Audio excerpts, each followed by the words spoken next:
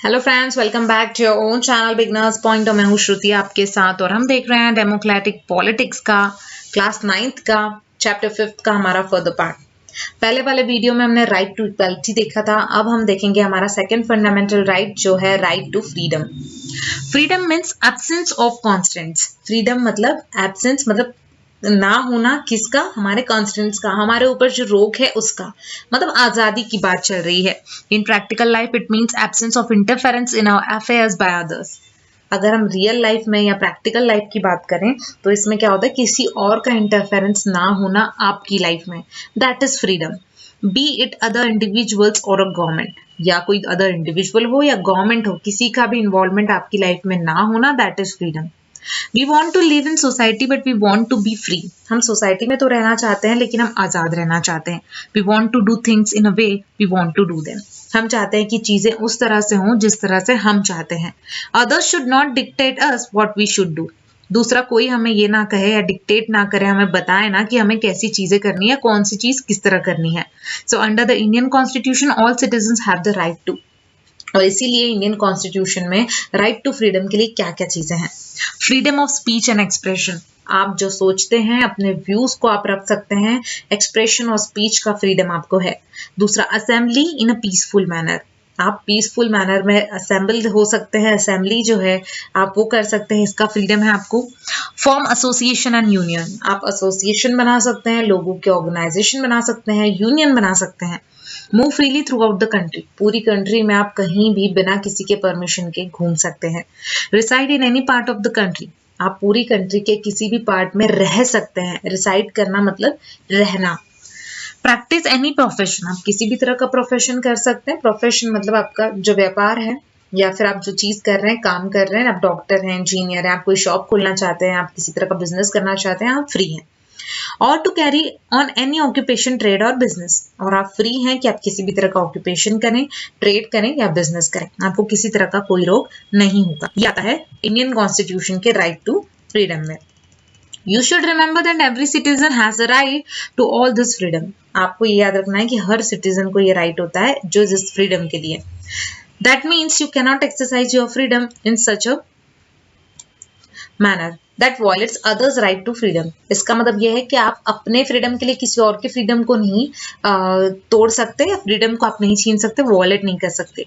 Your freedom should not cause public nuisance और disorder. Public के nuisance मतलब public को परेशानी हो, इस तरह का कोई भी आपको फ्रीडम का काम नहीं करना है। You are free to do everything which injures no one else, आप फ्री हैं कोई भी ऐसी चीज करने के लिए जिससे आप किसी और को हार्म ना हो। Freedom is not unlimited licence to do what one wants. Freedom जो है ये कोई अनलिमिटेड लाइसेंस नहीं है जो भी आप करना चाहते हैं उसके लिए।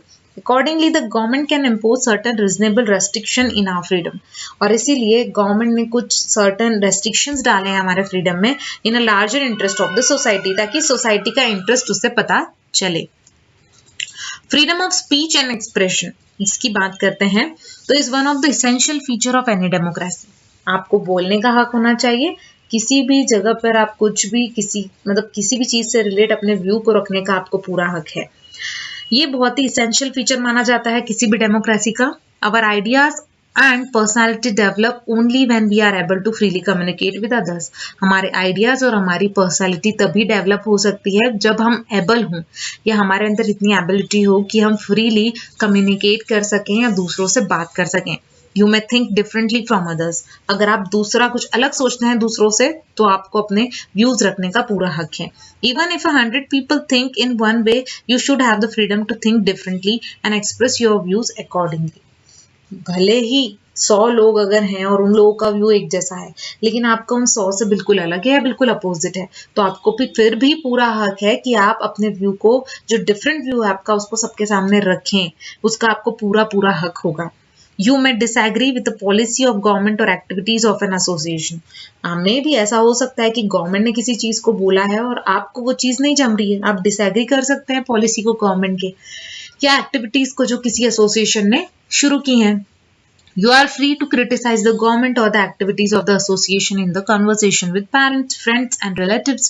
आप बिल्कुल फ्री हैं कि आपने जो आप क्रिटिसाइज कर सकते हैं। आपको कोई गवर्नमेंट की एक्टिविटी नहीं पसंद आ रही है, किसी एसोसिएशन की एक्टिविटी नहीं पसंद आ रही है, तो आप बातों के थ्रू, अपने कम्युनिकेशन के थ्रू अपने पेरेंट्स को, फैमिली फ्रेंड्स को या रिलेटिव्स को बता सकते हैं। You may publicize your views through a pamphlet, magazines या न्यूज़पेपर के थ्रू अपना जो व्यू है उसे आप लोगों को बता सकते हैं कि मुझे ये चीज नहीं लगती है या ऐसा नहीं होना चाहिए। You can do it through painting, आप पेंटिंग, पोएट्री या सॉन्ग्स के थ्रू भी ये चीज कर सकते हैं। However you can not use this freedom, even though कि आप इस तरह का फ्रीडम यूज नहीं करते हैं टू इंस्टेंटिगेट वायलेंस अगेंस्ट अदर, लेकिन आप वायलेंस नहीं कर सकते किसी के अगेंस्ट में। You can not use it to incite people to rebel against government, और तुम इस चीज को इसलिए यूज नहीं कर सकते कि तुम इंसीट करो पीपल्स को कि वो रिबेल करें गवर्नमेंट के अगेंस्ट में। Neither can you use it to defame other by saying false and mean thing that cause damage to person's reputation. और ना ही आपको इस चीज का हक है कि आप ऐसे कोई चीज करें या कोई झूठी खबर या झूठी बात कहें जिससे डैमेज हो किसी अदर पर्सन की रेपुटेशन, उसकी इमेज। ऐसे का आपको कोई हक नहीं है। Citizens have the freedom to hold meetings. Citizens को पूरा हक है कि वो मीटिंग्स रख सकते हैं, प्रोसेशंस निकाल सकते हैं, रैलीज निकाल सकते हैं और डेमोन्स्ट्रेशन कर सकते हैं किसी भी इश्यूज पर। They may want to discuss a problem. वो चाहे तो डिस्कस कर सकते हैं प्रॉब्लम को, एक्सचेंज कर सकते हैं आइडियाज को, मोबिलाइज कर सकते हैं पब्लिक सपोर्ट को टू अ कॉज, और seek votes for a candidate और अ पार्टी इन इलेक्शन। और वो चाहे तो वोट्स भी ले सकते हैं कैंडिडेट्स के लिए और पार्टी के लिए इलेक्शन में। But such meetings have to be peaceful, लेकिन ऐसी मीटिंग्स जो हैं ये बहुत ही शांति से होनी चाहिए जिससे किसी और को तकलीफ ना हो। They should not lead to public disorder or breach of peace in society. ये जो आपकी मीटिंग्स है इससे कोई पब्लिक डिसऑर्डर नहीं होना चाहिए, और दूसरा है पीस जो है, लोगों की शांति भंग नहीं होनी चाहिए, शांति भंग नहीं होनी चाहिए। Those who participate in these activities and meetings should not carry weapons with them. जो लोग इस तरह की मीटिंग्स को बना रहे हैं, ऑर्गेनाइज कर रहे हैं, एक्टिविटीज को कर रहे हैं, उनके पास किसी भी तरह के वेपन्स नहीं होने चाहिए। Citizens also can form association. Citizens अपना एसोसिएशन बना सकते हैं। For example, worker in a factory can form a worker union to promote their interest.